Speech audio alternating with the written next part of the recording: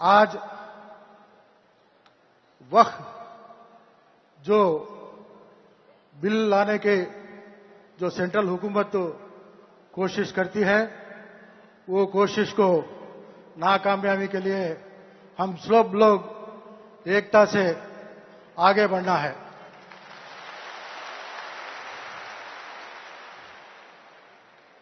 इस देश के आजाद में हम सब ज्यादा से ज्यादा हिस्सा मुसलमानों भाइयों का हिस्सा है।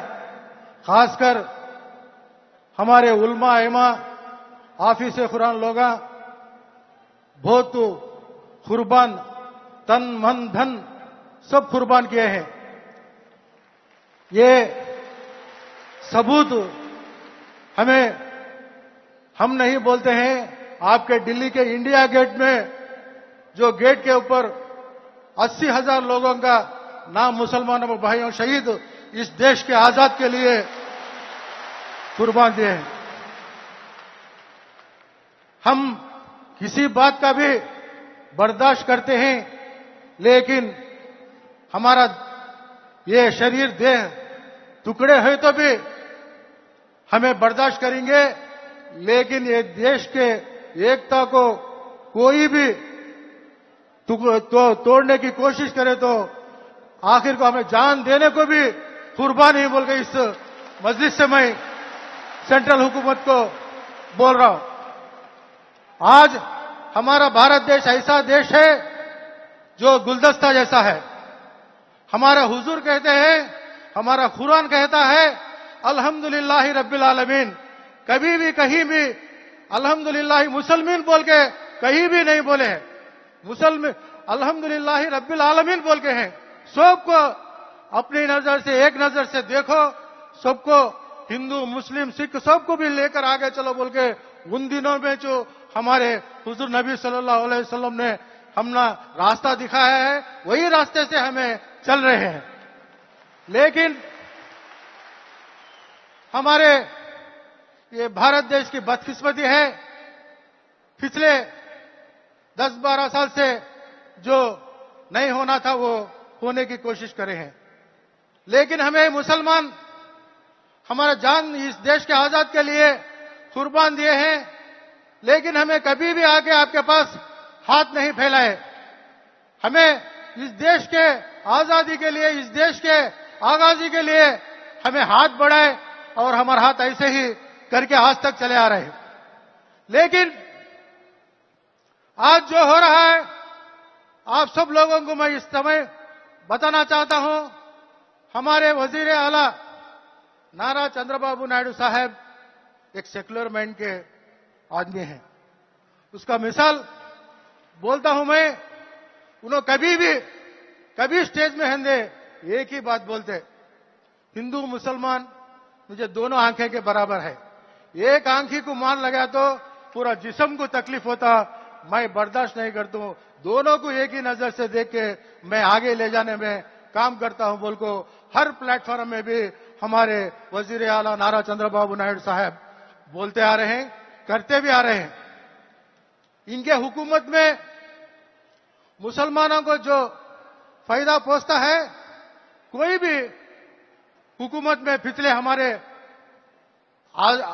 आजादी आने के समय के बाद जो हमारे आंध्र प्रदेश में मुसलमानों को फायदा पहुंच रहा है, मैं 1-2-3 मिसाल बोलता हूं।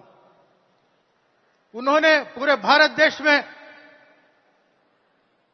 मौजन और पेश मामलों को हानरी के एक उनको तनख्वाह देना बोल को इज्जत माफ से हर महीना भी उन्होंने ये लागू किया है। हर महीना भी मौजन पेशमाम लोगों को गवर्नमेंट की तरफ से हानरी देना है।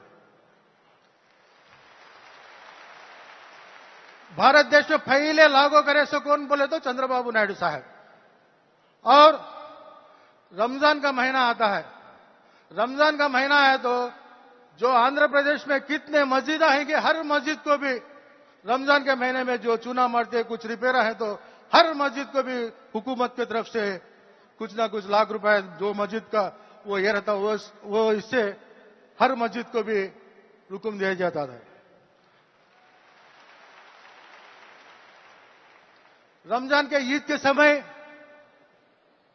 चंद्रना रमजान तोहफा बोल के हर गरीब भी रमजान की ईद खुशी से गरीब मुसलमान कर लेना बोल के हुकूमत के जानिब से हर मुसलमान को परिवार को रमजान तोहफा चंद्रना बोल के दिया जा रहा है। और खासकर जो मुसलमानों बच्चों में मुसलमानों तकवे में ज्यादा से ज्यादा गरीब तबका रहता है, उसमें अच्छे बच्चे पढ़ लेने वाले रहते हैं लेकिन इनके पास मालियती हालत बराबर नहीं थी। ऐसे लोगों को जो गल्फ कंट्रीज में जाकर जो मेरिट बच्चे रहते उनके पास ताकत नहीं तो भी हर साल भी 15 लाख रुपए ऐसे बच्चों को हौसला बढ़ाने के लिए हुकूमत के मुसलमानों के लिए सिर्फ मुसलमानों के लिए विदेशी विद्या बोल के हर स्टूडेंट को 15 लाख रुपए दिया जा रहा है। और हमारे यूनाइटेड स्टेट में जब था आंध्र प्रदेश तेलंगाना मिलकर एक हैदराबाद में ऐसा हज हाउस बनाए पूरे भारत देश में एक नमूना का जैसा था। जब हमारा स्टेट टूट गया अलग हो गया तो जब उस समय हमें जाकर सर हमारे को हज हाउस नहीं बोले तो जब उन्होंने आंध्र प्रदेश में 23 डिस्ट्रिक्ट्स में एक हज हाउस था हैदराबाद सिटी में, अलग होने के बाद विजयवाड़ा में एक हज हाउस और हमारे कड़पा में एक हज हाउस 30 करोड़ रुपए से कड़पा में बने और 80 करोड़ रुपए से विजयवाड़ा में हज हाउस काम हो रहा है। ऐसा इंसान हमारा वजीर आला जो मुसलमानों को कुछ नुकसान पहुंचने की बिल पर उन्होंने किसी हालत में भी उन्होंने उसे लागू नहीं होने देंगे।